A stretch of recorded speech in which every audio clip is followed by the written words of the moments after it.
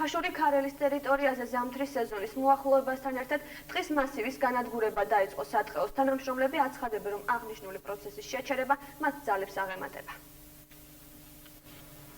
ხაშური ქარელის საწყეოს თანამშრომლები ზამთრის სეზონის მოახლოებასთან ერთად ტყის მასივების განადგურების საფრთხეზე საუბრობენ. მათი განცხადებით, იმ შემთხვევაში, თუ მოსახლეობისათვის ზამთრის პერიოდში ამჟამად სათბობად გამოყენებული შეშა ალტერნატიული ვარიანტით არ შეიცვლება, შიდა ქართლის რეგიონის ტყის მასივების დიდი ნაწილი გაიჩეხება და ამ პროცესის შეჩერებას ვერც ერთი ძალოვანი ორგანო ვერ შეძლებს. იმ მოტივით, რომ მოსახლეობის უზრუნველყოფის გარანტიას ჯერჯერობით სათბობ ენერგეტიკის სამინისტრო ვერ იძლევა.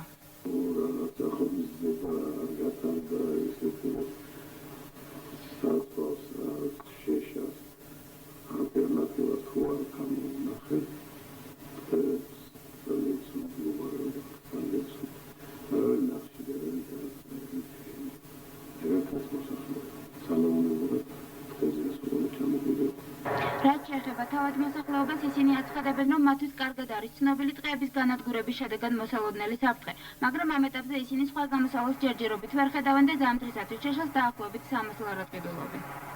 ნეუტრობებში ახლა ისეთებს შეუძლიათ, ვისაც საშუალება აქვს ისეთი, რომ ახლა და ჩვენი სანამ დაბიოხავთ არ შეუძლია, იმიტომ რომ ჟვირია შეშაში არის 280 ლარი, ერთი მანქანა 280 ლარი, აბა 14 ლარი პენსია გვაქვს, არა გვაქვს საშუალება რომ ვიყიდოთ. 280 ჟვირიდი შვილება. არა გვაქვს საშუალება რომ ვიყიდოთ. რა რითი უნდა გავიტანოთ ეს ზამთარი, აი ვფიქრობ დღეს აღამე მაგათი. იცი გავიტანოთ.